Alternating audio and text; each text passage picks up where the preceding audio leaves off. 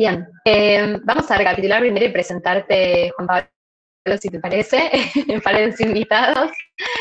Juan Pablo Lupi es doctor en letras, investigador del CONICET, también es profesor de la Universidad de Buenos Aires, de Literatura Argentina 1, que trabaja con lo que sería el siglo XIX, y de hecho hoy justamente lo que va a estar trabajando es con va a presentar una exposición que se llama Cuerpos propios y otros, distancia y contacto en clásicos argentinos de precisamente el siglo XIX. Dije siglo XVIII, no, siglo XIX. El estrés de los vecinos. Bien, con eso, si te parece, ya te dejamos la palabra para que puedas empezar. No sé si necesitas compartir pantalla o te no. Bueno, buenas tardes. ¿Se me escucha? No sé si se me ve, porque yo no me veo, pero tengo la cámara. Se te ve. Ah, bien. No, simplemente voy a hablar un poco de algunos textos, pero no preparé nada porque, digamos, para presentar, para no complicar la cuestión técnica. No hay problema. Muchísimas gracias, Kiara, por la invitación y la gente de LUL.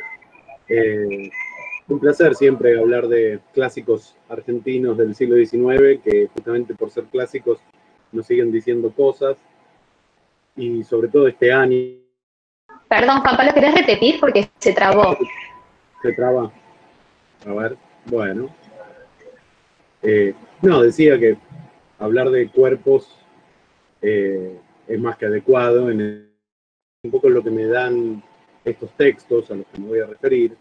La cuestión de las dificultades en el contacto de los cuerpos, la cercanía, la distancia, y en un sentido no solo visual, auditivo, que es algo que pesa mucho en la literatura del siglo XIX y en los clásicos fundacionales, digamos, El Matadero y Facundo. Ahí hay como un peso de los cuerpos en cuanto a la distancia y a la visión y la audición. Pero después quería también pasar a otro contexto del siglo XIX. ¿Vamos bien? ¿Se escucha o no se traba? Solo te veo a vos, Kiara, y como que te quedaste congelada. No sé si a mí me pasó lo mismo.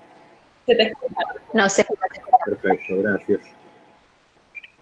Digo, el otro contexto ya sería unos 20, 30 años después del Matadero Facundo, digamos de la época de Rosas, 1840, y ya nos vamos a otro momento del país, donde lo que quiero mostrarles es cómo los cuerpos son otros, los cuerpos otros va viendo nuevos otros o diferentes, o en todo caso la literatura empieza a tener una mirada más abarcativa.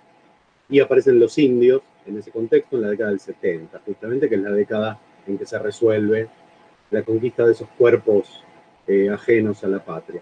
O sea que también de algún modo con el recorrido retomo lo que decía recién Guadalupe, interesante lo de los cuerpos hegemónicos, ¿no?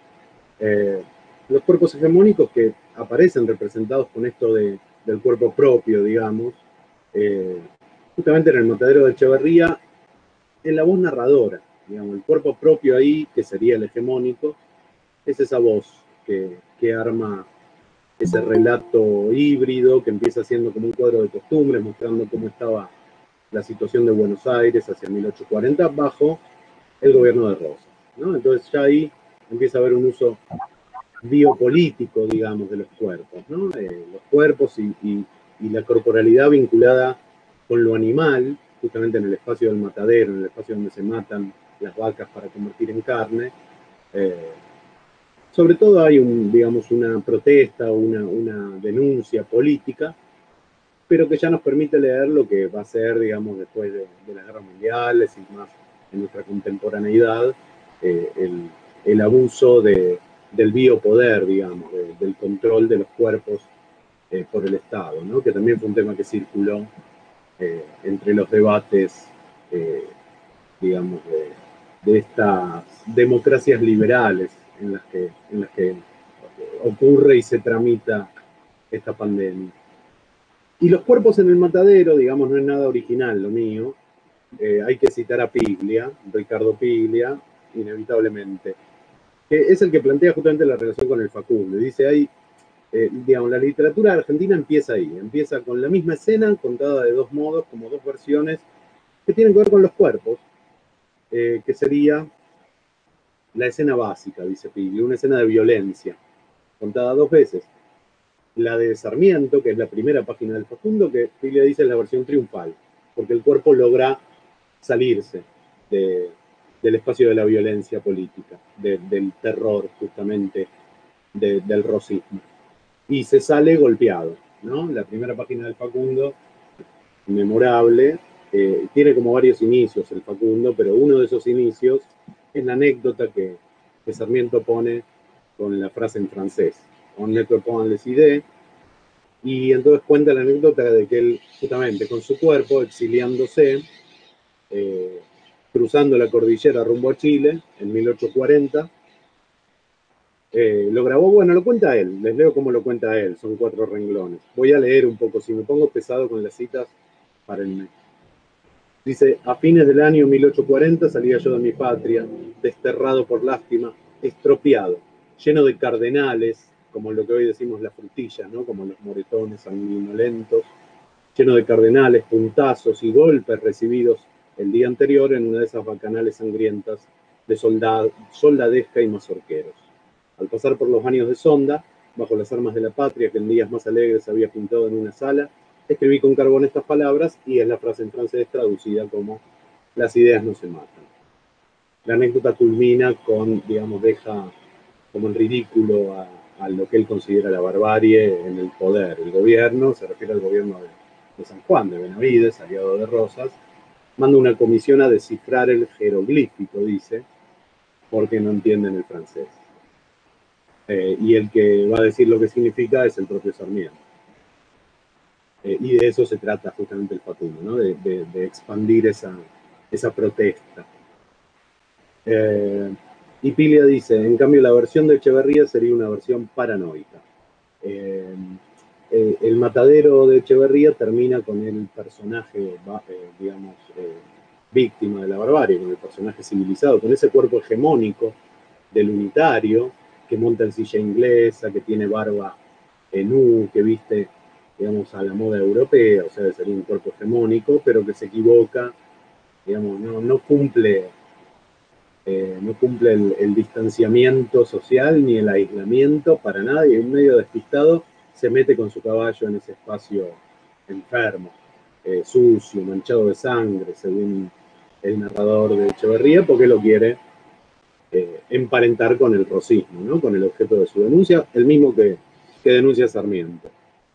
Entonces Piglia dice, son dos versiones y ahí comienza, digamos, bueno, dice, para el matadero sería el comienzo de la ficción porque aparecen las voces de los otros justamente, y el Facundo sería una versión autobiográfica, ahí aparece en primer plano el cuerpo del propio Sarmiento, golpeado, lleno de moretones, pero escapándose. Y Piglia dice, la última cita de Piglia, si en el relato que inicia el Facundo todo el poder está puesto en el uso simbólico del lenguaje extranjero, por esa frase en francés que marca la diferencia con los bárbaros, con los otros, en el cuento de Echeverría todo está centrado en el cuerpo y el lenguaje marcado por la violencia acompaña y representa los acontecimientos. Y ahí hace la famosa división entre un lenguaje alto, culto, hegemónico, que sería el del unitario, y el del propio narrador, con su tono costumbrista, romántico, y la lengua baja, ¿no? Y ahí cuando aparecen justamente las voces bajas en el matadero, aparecen los cuerpos. Entonces vamos a pasar, digamos, primero por, en esta zona de Piglia, digamos, de cómo empieza la ficción argentina.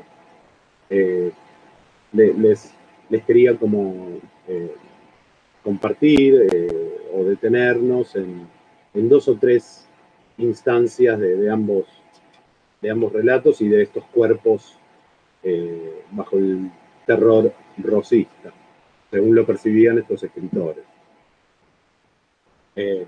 No quiero tampoco cansar con contextualizaciones, pero bueno, digamos, el matadero se supone que Echeverría lo escribió hacia 1840, escondido, rumbo al exilio, justamente lo dejó en manuscrito. Es un manuscrito que hasta hoy está perdido, lamentablemente, pero que en su momento lo publicó el amigo de Echeverría y, bueno, nada menos que Juan María Gutiérrez, que era como el crítico literario de esa época, que hacia la década del 70 es rector de la Universidad de Buenos Aires y hace la empresa de editar las obras completas de Echeverría. Y ahí mete el Matadero con un poco de resistencia, ¿no? Porque ensuciaba, digamos, había como una demasiada sangre ahí, era un texto, un borrador. Les voy a leer eh, digamos, dos zonas del Matadero donde aparece eso, donde aparecen los cuerpos de los otros y donde aparece también una víctima de la barbarie, que es un niño. Entonces también quiero focalizar en eso. Después vamos a ver cómo aparecen en los otros textos también los niños como víctimas del maltrato de los cuerpos, de los cuerpos, digamos, precarios, las vidas precarias en términos biopolíticos, digamos, como diría Judith Butler, por ejemplo. Bueno, para que se den una idea de la distancia de este autor hegemónico con respecto al espacio del Matadero, el espacio animalizado, en un momento dice, no, son como los primeros 10 párrafos del tono más costumbrista, que estaba pasando en el Matadero, faltaba la carne, era Cuaresma, aprovecha para criticar a la iglesia con sarcasmo, y también al restaurador, que es Rosas, que nunca lo nombra, hasta que,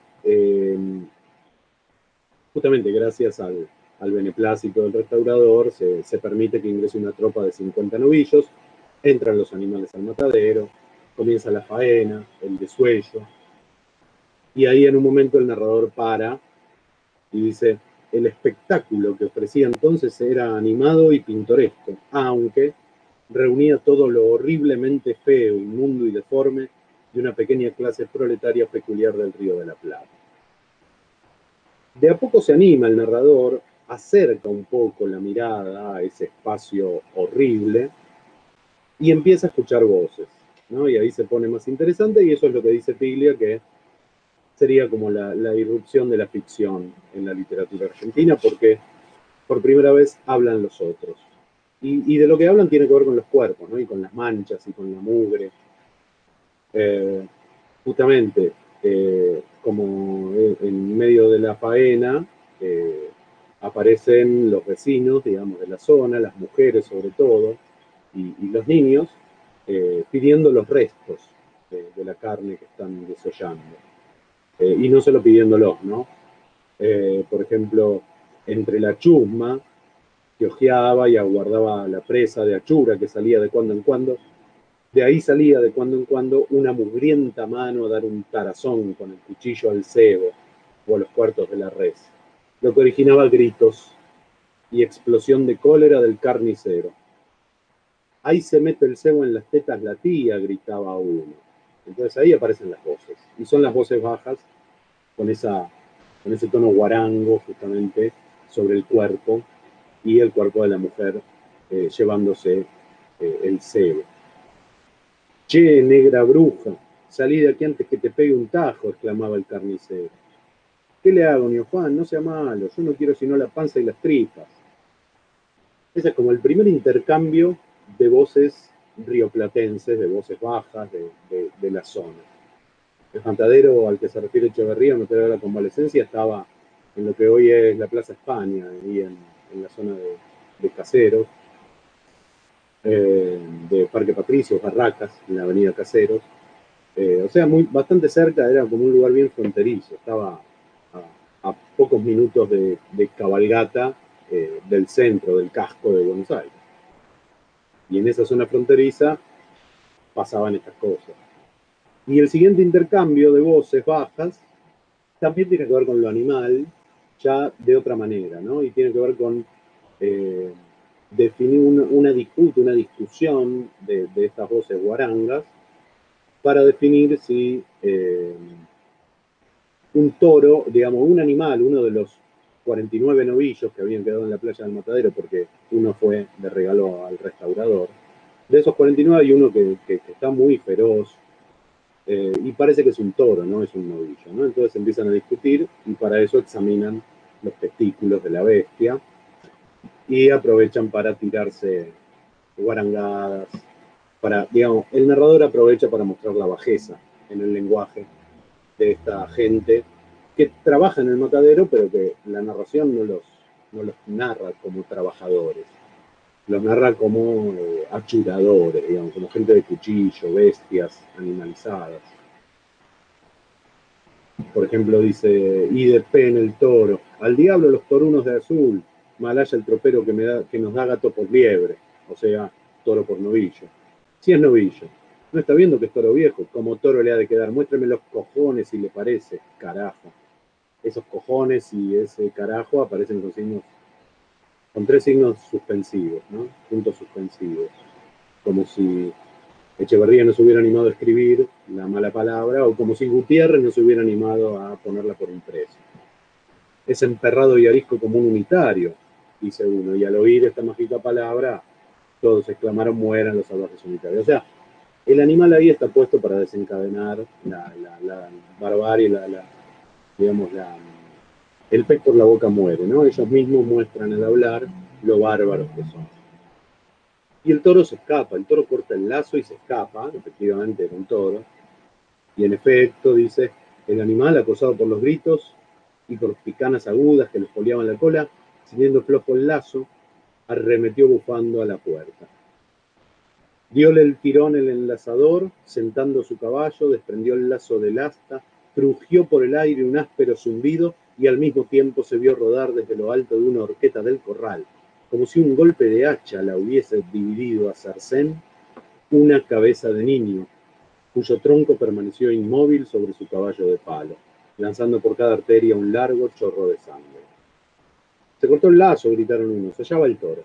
Salen corriendo atrás del toro, ¿no? Es la muerte del niño decapitado en este accidente absurdo por digamos, la bestialidad del animal, la bestialidad centrífuga del animal y la fuerza de la bestia.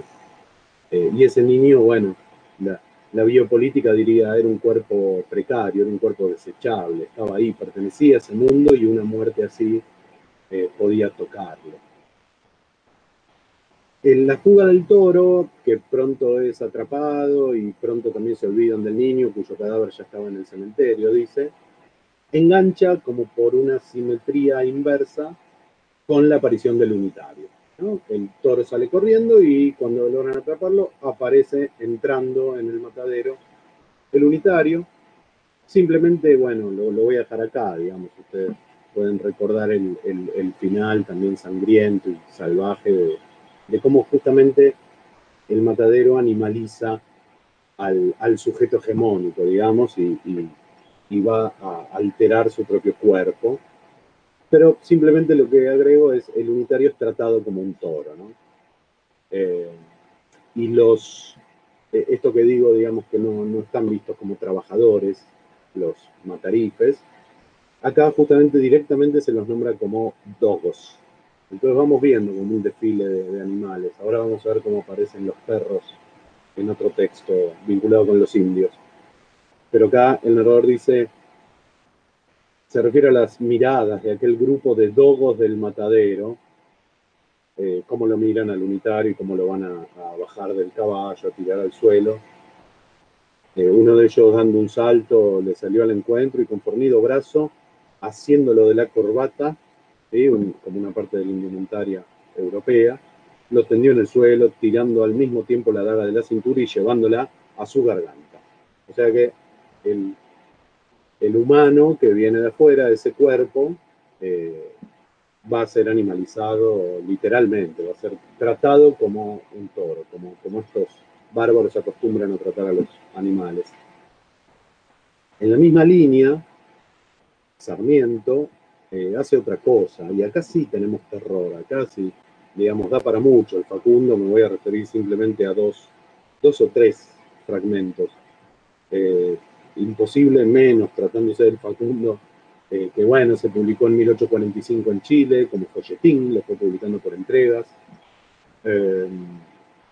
justamente pensando en aprovechar el momento político de un enviado especial de Rosas a Chile. Bueno, era parte del plan de oposición al rosismo, pero para eso Sarmiento se refiere a Facundo Quiroga, como un Rosas, pero con una personalidad quizá más novelesca, o con un terror, inspirando un terror más animalizado desde el apodo, el tigre de los llanos, y ahí bueno, el capítulo 5 del Facundo justamente narra la anécdota del encuentro de Facundo con el tigre, pero sobre todo de Facundo, que es una sombra, es el cuerpo que ya no está. Por eso puede empezar en el otro comienzo, después de ese comienzo con la escena del cruce con Alisa Piglia, que el propio Sarmiento es el protagonista en ese fragmento autobiográfico. Después la introducción empieza con la también famosa frase que ubica al caudillo, a Facundo, como sombra, como polvo, ¿no? Sombra terrible de Facundo, voy a evocarte, para que sacudiendo el ensangrentado polvo que cubre tus cenizas te levantes.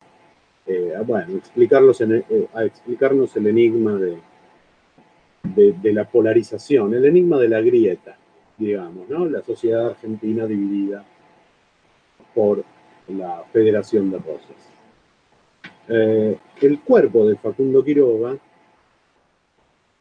ese tigre, además también es un lobo, digamos, y ahí hay como cierto terror hasta de cuento infantil. Es como que el Sarmiento abarca todos los tonos posibles, desde esa oratoria intensa, amplia, de oraciones largas, pero pasa un poco por muy diversos registros, y me detengo en un registro que es Facundo como el lobo feroz, directamente.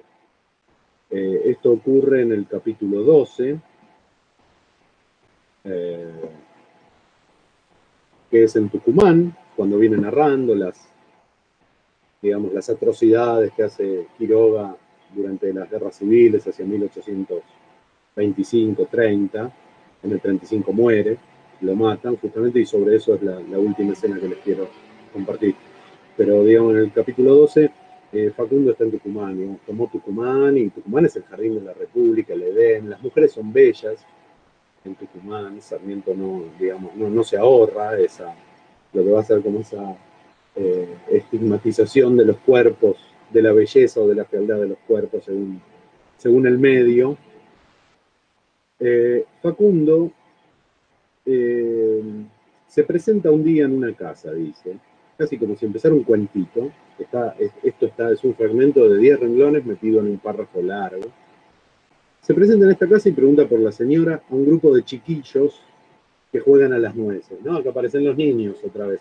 Acá no va a morir un niño, pero fíjense lo que le va a pasar. Y de paso, la hipérbole de Sarmiento, la exageración. Entonces, Facundo ve a los niños jugando, están jugando a las nueces. El niño del motero jugaba con el palo, como si fuera un caballo, los juegos de 1840. Y uno de los niños le contesta que no está la señora. Dile que yo he estado aquí. ¿Y quién es usted? Soy Facundo Quiroga. Esto novelesco, ¿no? La revelación de la identidad. ¿Qué provoca? Provoca lo siguiente. El niño cae redondo, y solo el año pasado ha empezado a dar indicios de recobrar un poco la razón.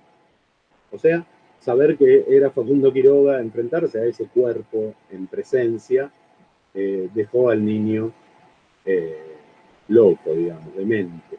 Bueno, y el desenlace de la anécdota es qué quería Facundo con esta señora, por qué la andaba buscando. Era una hermosa viuda que había traído sus miradas y venía a solicitarla, porque en Tucumán el cupido o el sátiro no estaba ocioso. Le agrada una jovencita, le habla y le propone llevarla a San Juan. Imaginaos lo que la pobre niña podría contestar a esta deshonrosa proposición hecha por un tigre. Un tigre que en esa escena se comporta un poco como el lobo, buscando a la mujer indefensa, como un sátiro, dice, ¿no?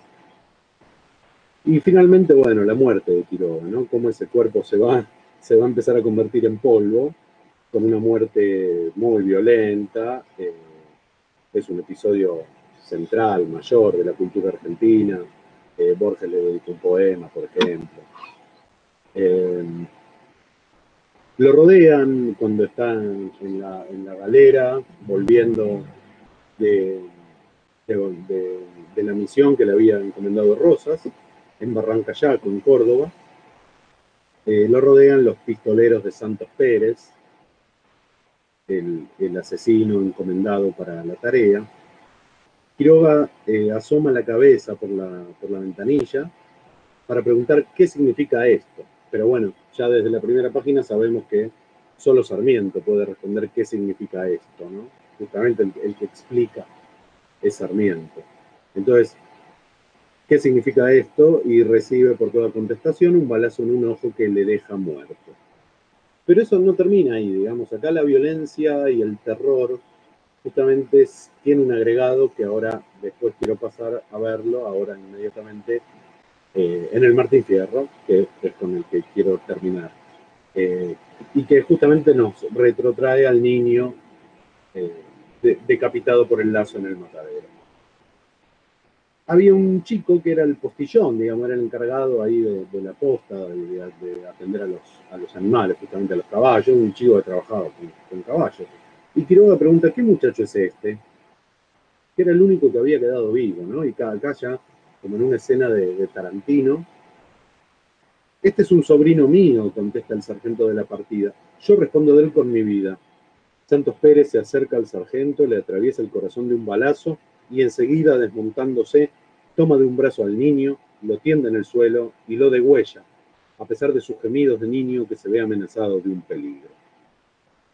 Siempre además, como esto quizá no está tanto en el matadero, ¿no? Pero acá sí aparece un señalamiento de sus gemidos de niño que se ve amenazado de un peligro, ¿no? Y es como cierta detención en el gesto del niño asesinado salvajemente.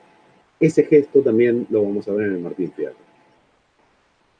Bueno, y lo último que cuenta sobre esto es que cuando Santos Pérez huye, lo persiguen y el viento le trae al oído el gemido lastimero del niño, ¿no? Esto como bien también de ambientación fantasmal, gótica, ¿no? Esta sombra de Facundo que rodea y sigue como abarcando a otros inocentes.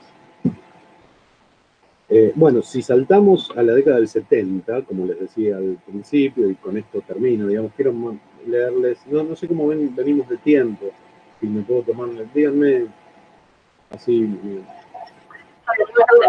Venimos de... 10 minutos más. Sí, por favor. Buenísimo. Bueno, gracias por el interés.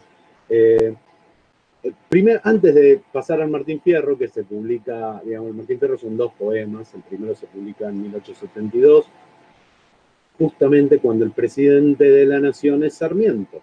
O sea que acá tenemos un cambio de locaciones y de actores, ¿no? Acá ya la literatura no está escrita contra el poder, digamos.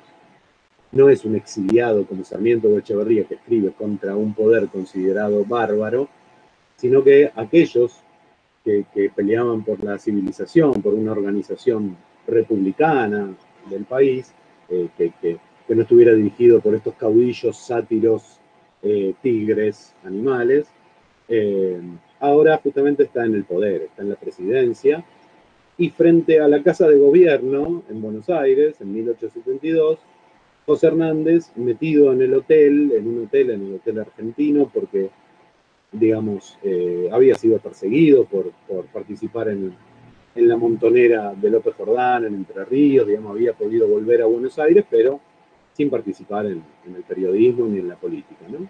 Entonces estaba ahí metido en el hotel y compone un poema donde hace como que el que narra cantando es un gaucho, es el gaucho Martín Fierro, 1872, que bueno, digamos, por más que para mí sea mejor la ida, me voy a referir a La Vuelta, que es otro poema de Hernández, muy distinto y muy parecido, con el mismo formato, con el mismo narrador en primera persona.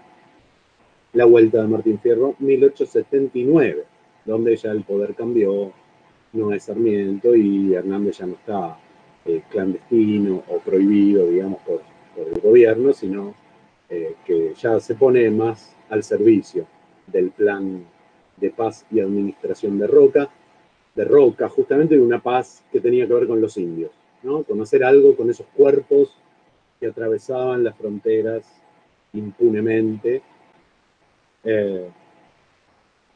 Esos indios que, digamos, durante toda la década del 70 son objeto de debate, de qué hacer, de cómo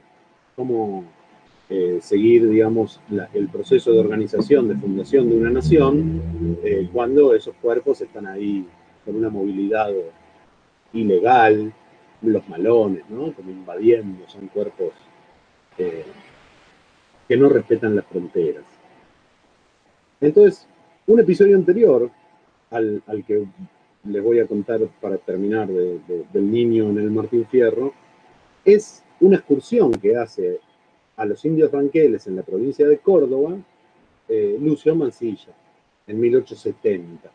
El coronel Lucio Victorio Mansilla, que había impulsado la presidencia a la candidatura de Sarmiento, pero que estaba igual de loco, genio que Sarmiento, y Sarmiento le dice, 2 locos son demasiado para un gabinete, para un mismo gobierno, entonces le da una función militar menor en la frontera interior entre Río Cuarto y Río Quinto. Y el loco Mansilla se manda con un grupo de unas 12 personas a caballo hasta el centro de las tolderías ranquelinas, donde vivía el cacique Mariano Rosas, para supuestamente, digamos, como misión oficial, pero digamos, no habilitada por el gobierno ni por el ministro de Guerra, una misión para corroborar un tratado de paz con los ranqueles. Cuando verdaderamente, según se nota en el folletín que publica cuando vuelve, la verdadera quizá motivación de Mansilla era la curiosidad. Justamente, y acá pasamos a eso que les decía al principio de, ya no va a ser cruzar la frontera, ir, digamos, a registrar el mundo del enemigo, como dice Piglia, sea bárbaro, gaucho, indio, inmigrante. A los inmigrantes hoy no voy a llegar, pero podría quedar para otra charla, sin rumbo de Cambaceres, por ejemplo. Bueno, el inmigrante más bien está en la sangre de Cambaceres. Pero digo, ahora, desde esa idea de Piglia, el mundo del enemigo sería el indio, pero Mansilla no solo lo va a representar, sino que va a ir, lo va a visitar. Entonces, ya no es simplemente un registro distante, con una modulación así como de novela, gótica, como en el Facundo, o con una distancia costumbrista para mantenerse limpio frente al asco que le produce esa clase proletaria a Echeverría. Ahora aparece más lo táctil, justamente en este acercamiento al mundo del otro, al mundo del enemigo. Entonces les quiero contar algunas partes divertidas de la visita, digamos, cuando Mansilla llega al centro, al poder ranquelino, lo recibe Mariano Rosas, y hacen una especie de fiesta, digamos, una bacanal, donde los cuerpos se mezclan, los cuerpos se tocan, se babean, porque justamente es una fiesta en torno a la bebida, en torno a la ceremonia del yapaí. Y bueno, Mansilla tiene la política de donde fueres haz lo que vieres, como dice justamente, apelando también a otro tipo de lobo, dice, es menester aullar con los lobos para que no me coman, ¿no? Entonces, bueno, está ahí en la fiesta de los indios, comiendo y bebiendo, y se comporta como un indio, se comporta como un lobo, aúlla como un lobo, que también es la misma táctica que la gauchesca, digamos, que la que hace José Hernández al poner la careta de un gaucho en el texto, digamos, la máscara como si hablara un gaucho, y acá es como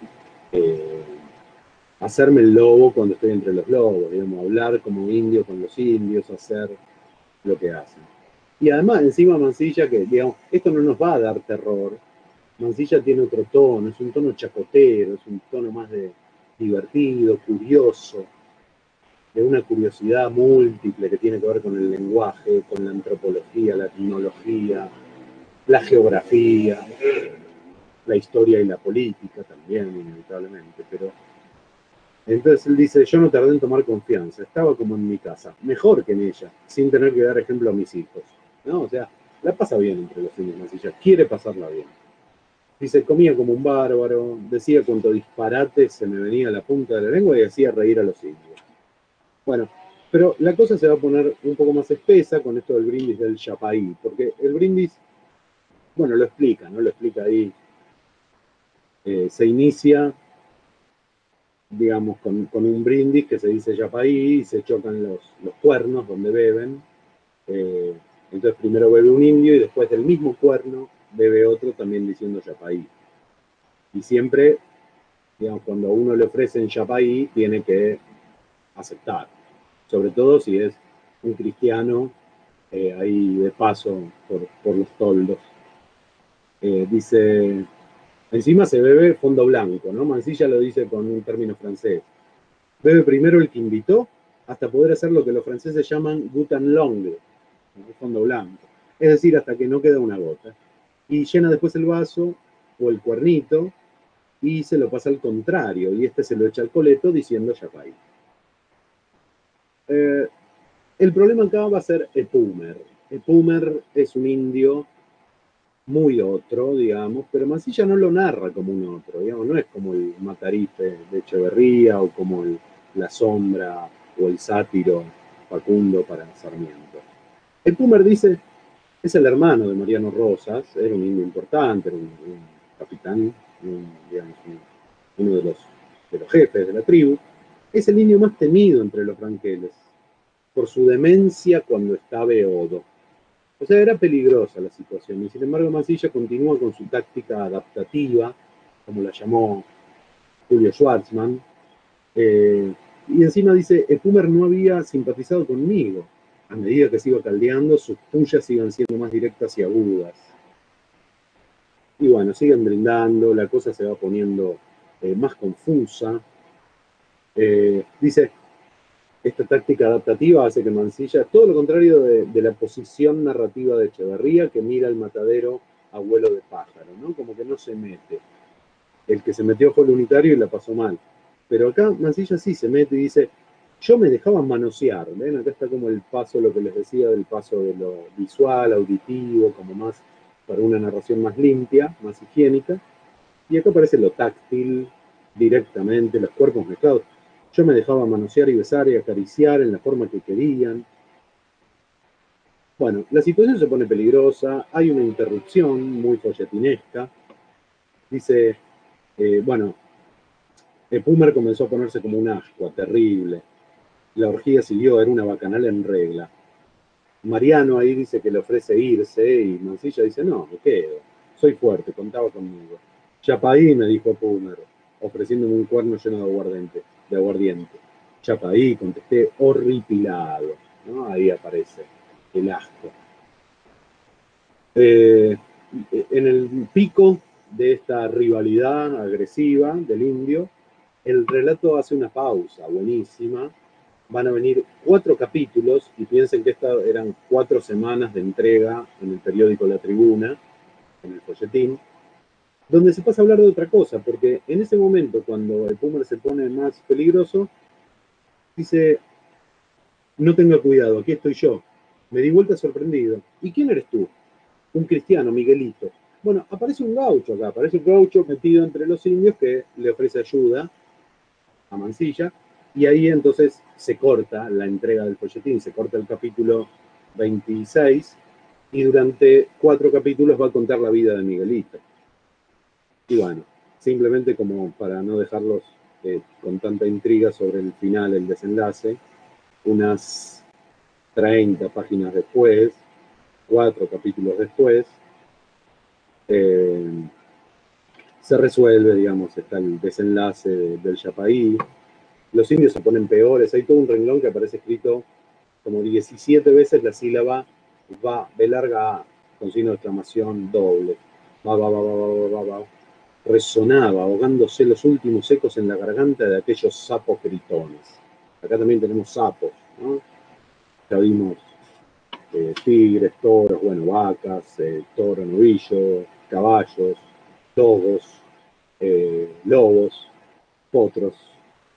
Acá aparecen los sapos para mostrar a los indios como en la bestialidad del aguardiente. Bueno, Mansilla va a zafar de la situación porque Pumer se derrumba directamente vencido cuando quiere irse, digamos, con el cuchillo contra Mansilla, porque se sintió ofendido por un comentario, un chiste que hizo Mansilla usando la palabra perro. O sea que también ahí los animales molestan, pero con un tono jocoso, digamos, ¿no? Es como que al final se resuelve tranquilamente. En la broma dice que intenté hacerle a Pumer por ver si lo arrancaba a sus malos pensamientos. No sé cómo interpolé el vocablo perros.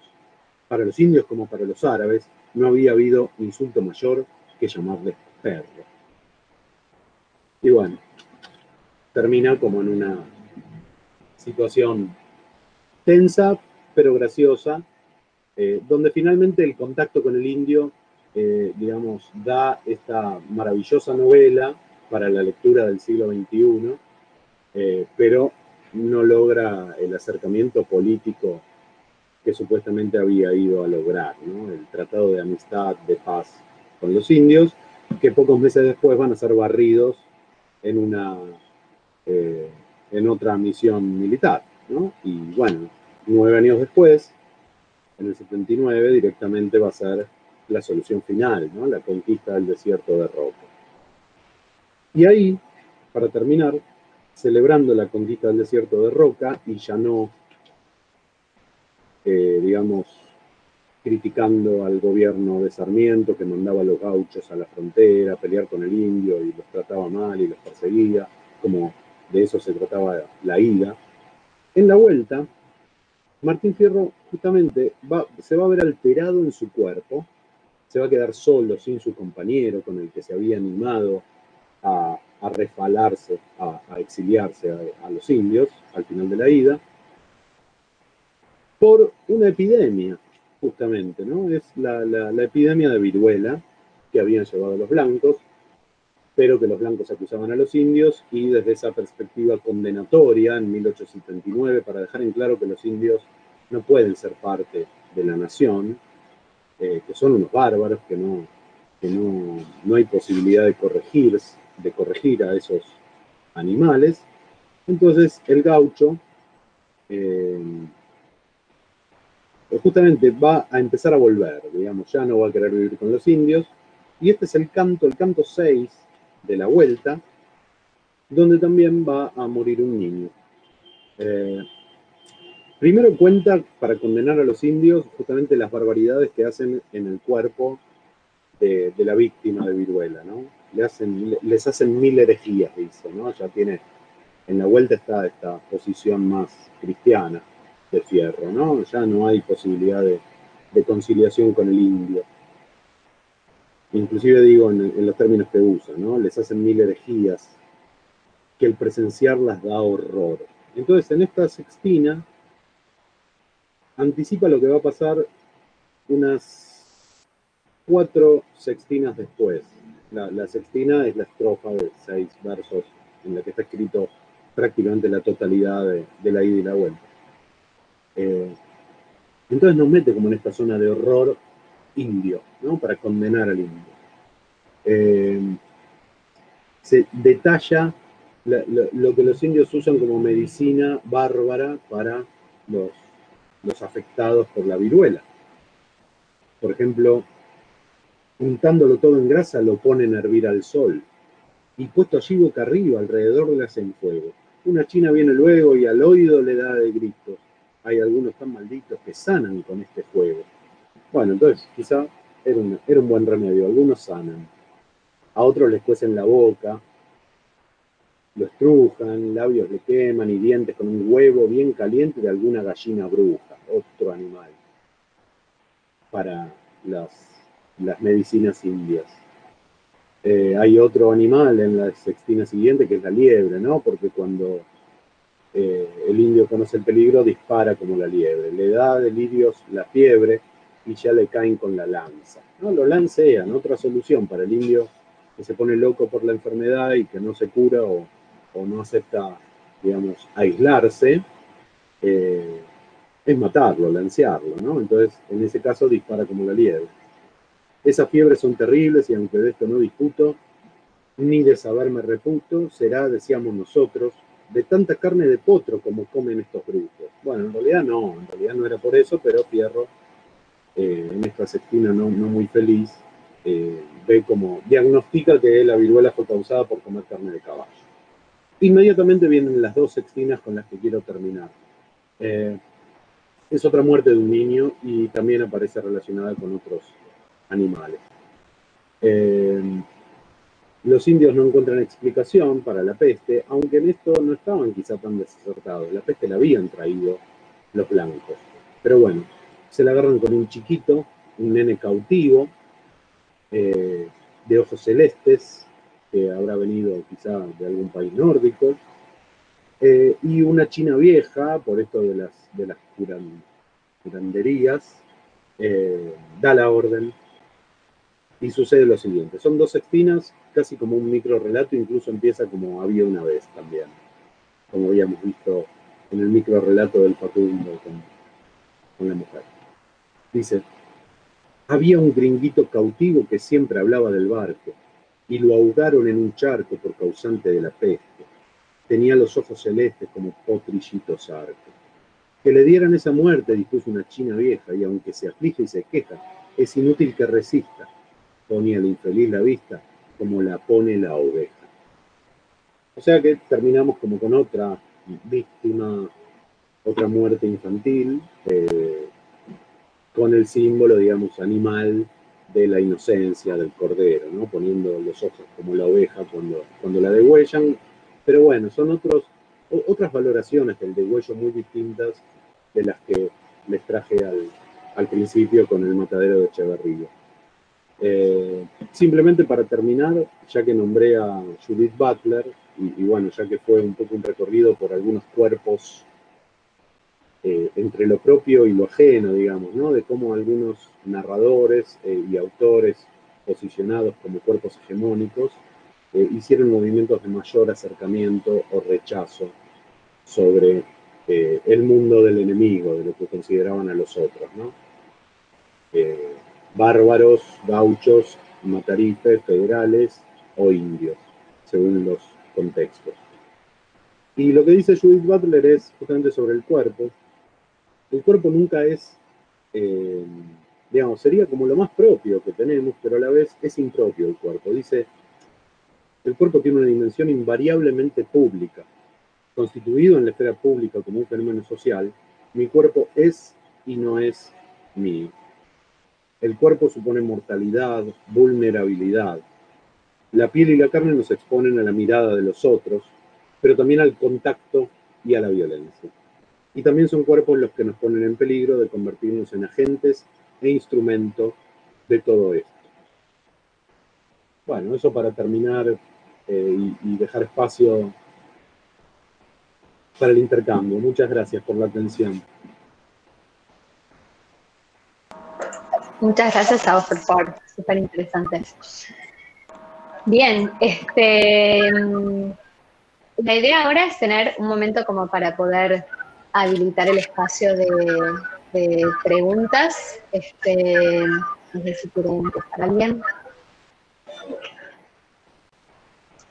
Gracias por lo que pusieron en el chat. Qué bueno que eso es lo mejor de enseñar literatura, ¿no? Dar ganas de leer algunos libros que parecen viejos, pero o que serían viejos, pero que parecen muy actuales en algunos casos.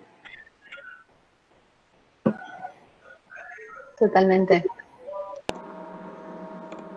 Perdón, yo me tengo que desmutear 2 veces, entonces estoy como que tardo mucho. Bueno, mil gracias, Juan Pablo, fue muy interesante y me anoté un montón de cosas, me disparó un montón de otras, que bueno, es para rato. Y pensaba en estas distintas esferas de la otredad, ¿no? Porque pienso también en cómo esto se recupera en la literatura contemporánea argentina, en la que vemos esas esferas y donde se van corriendo esos límites, ¿no? Donde hay una barbarie, pero dentro de esa misma barbarie existe otra peor, ¿no? Y veo eso, ¿no? Veo como esa estructura, digamos, de esa otredad que nos, de alguna manera sigue estando, o sea, siempre está instalada en la sociedad misma, pero veo que siempre se repite esta cuestión, ¿no? De cómo se van corriendo los límites. Comentario nomás. Totalmente. Bueno, para la literatura contemporánea, la ida a los indios tiene un sentido completamente distinto, por ejemplo, en la novela de Cabezón Cámara de hace 2 o 3 años, Las aventuras de la China Iron, ¿no? Es otro tipo de contacto con los indios, rompiendo binarismos de género, no solamente de civilización y barbarie. Aparece mucha narrativa.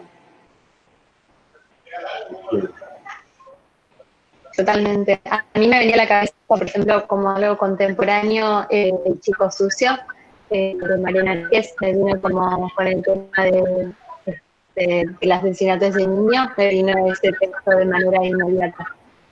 Pensaba cómo este motivo se repite, ¿no? Y de hecho una pregunta ya que estoy, si puedo hacer es, ¿qué te parece, pero pensando en el periodo que a ver, lo podemos abrir a la contemporaneidad, pero también al siglo XIX, ¿no? Pero, ¿qué es lo que te parece que convoca del tema de escribir acerca de la barbarie sobre los cuerpos, ¿no? Porque, ¿a dónde surge ese interés por trabajar esa temática? No entendí, fue muy entrecortado, perdón, Kiara. Oh. A ver, va de vuelta. A ver, ahí va. A ver, ¿se escucha mejor? Sí. No, preguntaba que ¿dónde te parece que subyace al rastrear que hay determinadas temáticas que se repiten con respecto a justamente escribir sobre la barbarie sobre un cuerpo? ¿Dónde te parece que, pensando en el siglo XIX, tal vez en una época determinada o a nivel siglo, dónde subyace ese interés en trabajar con esa temática? Bueno, en realidad, por eso como que lo dije medio al pasar, pero la temática de los cuerpos, incluso a nivel también muy, muy actual, de 2020, digamos, el higienismo y todo eso, es un problema sobre todo en las últimas 2 décadas del siglo XIX, ¿no? Por eso nombré al pasar las novelas de Cambaceres, el naturalismo, digamos, con su inflexión argentina, carnificina, ¿no? Como en los espacios también y los animales que circulan en las novelas naturalistas del 80, por ejemplo.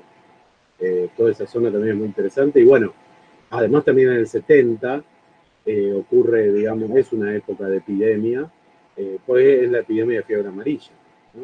Que fue también muy, muy movilizante, fue otro evento fuerte de la presidencia de Sarmiento. Y bueno, interesante también lo que decían de las eclosiones posteriores. Es como que la literatura argentina, sobre todo en los últimos años, ¿no?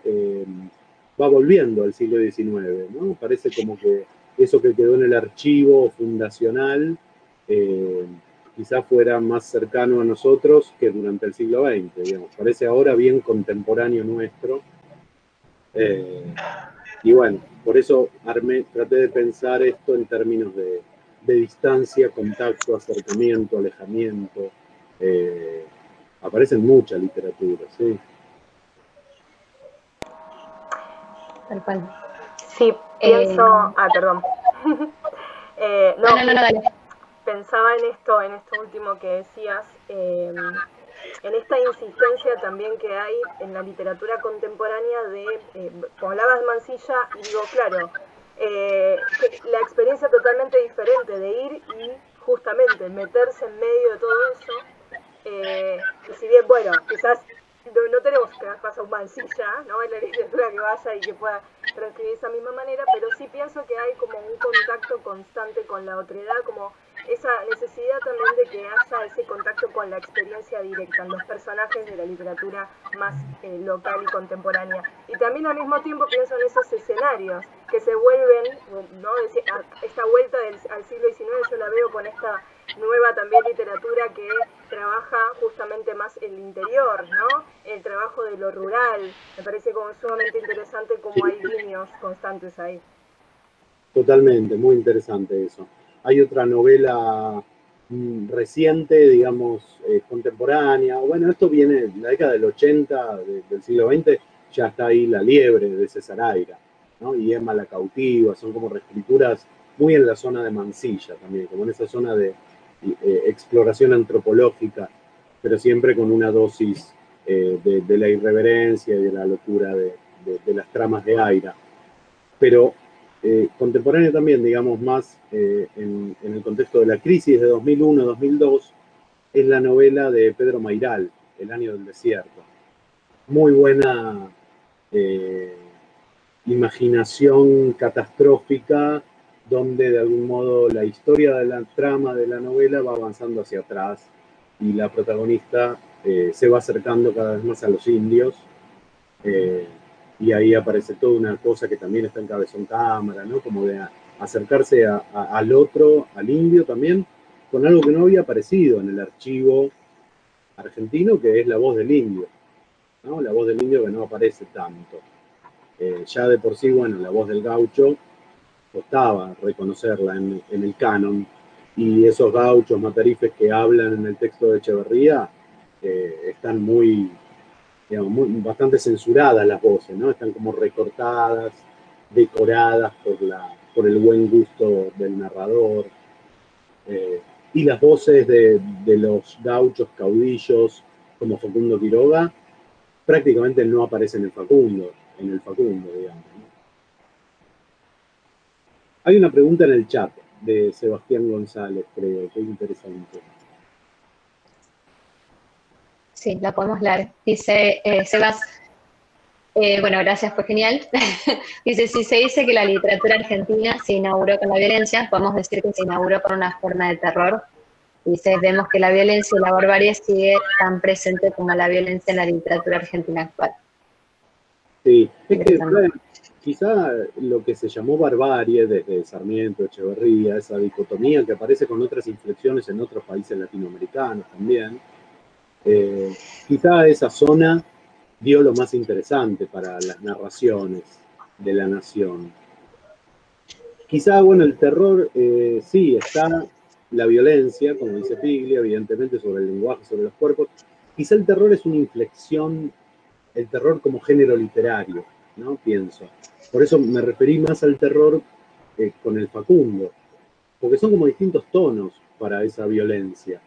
El Matadero tiene un tono predominantemente, empieza a acostumbrar, hay mucho titubeo narrativo, digamos, no es un narrador así, bueno, era un borrador, o sea, quizás es un texto que no tuvo una factura final.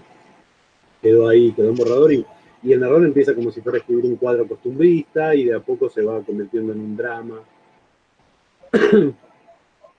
Que también tiene escenas de mucha sangre, pero de algún modo, leído por lo menos con la perspectiva actual, no nos provoca tanto terror. Digamos, si Echeverría quería que nos identifiquemos con el unitario, ¿no? Con la subjetividad hegemónica, cuando el unitario habla, no nos sentimos muy cerca de él, digamos, habla como un romántico, anquilosado, engolado, como dice Piglia, parece una traducción de algún idioma europeo, ¿no? Como si fuera una traducción del francés. Y entonces no nos genera tanto terror cuando, bueno, el unitario no se los quería spoilear, pero el unitario revienta cuando están, digamos, todos los mazorqueros alrededor sobre su cuerpo, amenazando con hacerle la refalosa, con violarlo, con degollarlo, ya lo tusaron, o sea, le cortaron el pelo como a una oveja, usando el mismo verbo, y ahí revienta solo, revienta de rabia, y sinceramente a mí esa escena siempre me provocó, en todo caso es más grotesca, digamos, provoca cierta risa, también justamente porque uno no puede leer sin tener en cuenta la materialidad del texto, el tono, digamos, cómo está escrito, y eso nos hace sentir como más chistosa que terrorífica la escena. Pero Sarmiento sí busca el terror, así que ahí sí, yo diría que Sarmiento sí inaugura una forma de terror. En el Facundo, sobre todo, bueno, sí, la biblioteca, las lecturas de Sarmiento, ¿no? Estaba la señora Radcliffe, el gótico, la novela gótica, lo monstruoso, ¿no? La bestia, y esos elementos aparecen en la construcción de Facundo, y eran elementos muy, digamos, muy adecuados para un folletín publicado en el diario El Progreso, que solía publicar ese tipo de ficciones folletinescas, ¿no? O, por ejemplo, toda la zona oriental en el Facundo, ¿no? Toda la analogía asiática, orientalista, también tiene que ver con inspirar terror, con la mirada, ¿no? La mirada de Tamerlán, del emir, digamos, el hombre poderoso de Oriente, y ahí utiliza esos elementos para construir a Facundo como una figura terrorífica, como un fantasma también, con lo de la sombra terrible, pero sobre todo por el tono, ¿no? Sarmiento tiene ese tono de que nos tomemos muy en serio todo lo que dice, hasta cuando inventa o exagera o dice disparates, ¿no? Como con lo del niño que quedó medio loco solamente por enterarse que el hombre que tenía enfrente era Facundo Quiroga. Eso también nos puede mover un poco a risa, pero está el terror en el Facundo, sin duda. Así que por ahí sí habría terror. Y me parece, bueno, Mansilla también tiene un tono jocoso, chacotero, ¿no? Como de entretenimiento, pensando también en un público lector de diario, pero otro tipo de público, no ya un público comprometido con la militancia política, sino los lectores ociosos del Salón de Buenos Aires que leen La Tribuna. Y en Hernández sí, quizá vuelve a aparecer algo terrorífico. Puede ser eso, ¿no? Hernández está muy, muy apegado al cuerpo del gaucho, ¿no? Ya desde el texto hace eso, ¿no? El texto es la voz, y bueno, lo que le sucede ahí a Fierro es muy dramático y tiene algún viso esa muerte de que en 12 renglones, digamos, en 12 versos, los indios deciden ahogar a un nenito en un arroyito porque lo consideran causante de la peste. Y lo que no conté es que inmediatamente después de esa escena cae enfermo también el único indio que los había tratado bien. Fierro dice que era el indio hospitalario. Fue el único que les dio cierta amistad. Y cae enfermo y Cruz le dice, vamos hermano, tenemos un deber que cumplir, y van a cuidarlo, se acercan al cuerpo. Ahí ya hay algo bueno, ya no es terror esto, ¿no? Esto tiene más que ver con una zona de empatía, de acercarse al otro, pero con otro tono que Mansilla, ¿no? Más dramático. Y bueno, eso provoca que Cruz enferme y que Fierro se quede solo, ¿no? En un par de sextinas, la viruela lo mata a Cruz y eso desencadena la tristeza de Fierro, y después con el episodio de la cautiva, vuelve, ¿no? La vuelta, tratar de corregirse, volver a la civilización, o sea que ahí ya no va a haber terror. Hay una zona de terror, ahora que me hicieron esta pregunta con esa cuestión, en el Martín Fierro, que tiene más que ver quizá con el viejo Vizcacha. Es una parte más picaresca de esa novela que es el Martín Fierro, como decía Borges, pero el viejo Vizcacha, la muerte tiene una zona bastante fantasmal. Queda, digamos, un perro le come la mano al cadáver, hay alguna zona un poco más revulsiva. No sé si respondí, pero digo lo que puedo, o lo que me gustó de estos textos. Está muy bien, y algo que pensaba es que algo que venimos conversando bastante con Daniela es que en realidad en estos eventos algo que nos interesa es justamente empezar a redefinir, más considerando el abanico de autores contemporáneos también, como, bueno, ¿qué es el terror, no? ¿A qué nos referimos? No es solamente lo que de repente ocasiona miedo, ¿no? Sino que, como vos mencionabas, hay diferentes variantes, lo grotesco, lo que genera rechazo, hay como otras. Y eso es algo que es como un poco el objetivo de este evento, ¿no? Trabajar y conversar y repensar. Muy bueno, en esa línea, muy bueno lo que vos comentaste antes del cuento de Mariana Enríquez, ¿no? Creo que mencionaste, el del chico. Sí. No me lo acordaba, pero bueno. O, por ejemplo, la novela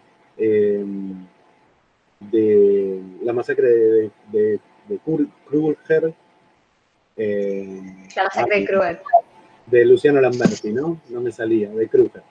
Claro, y ahí aparece una referencia directa, es otra zona, pero aparece el Facundo, incluso citado, ¿no? Sí.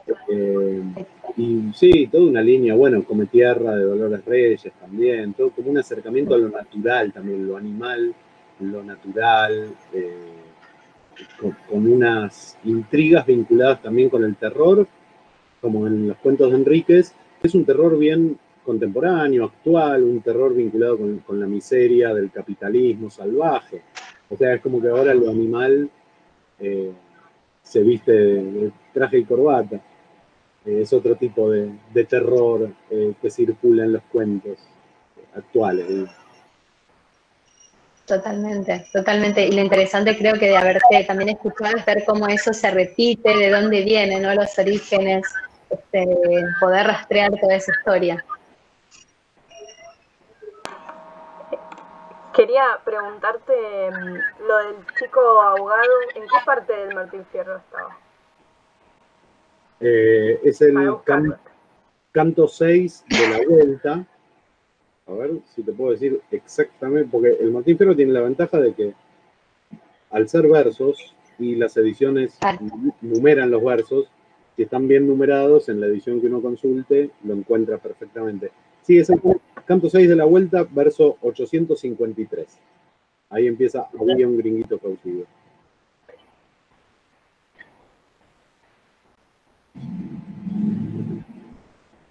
Es eso, es como que ahí lo que decía Kiara, como que del origen viene, hay como un barro con elementos ahí que reaparecen, emergen, salen a flote de vuelta, y es como un archivo disponible para la literatura contemporánea, sin duda. Totalmente. Bien, ¿alguna pregunta más, Nicole Kipper? Gracias. ¿O algún comentario? Gracias, Sebastián, que me agradece la respuesta que intenté dar.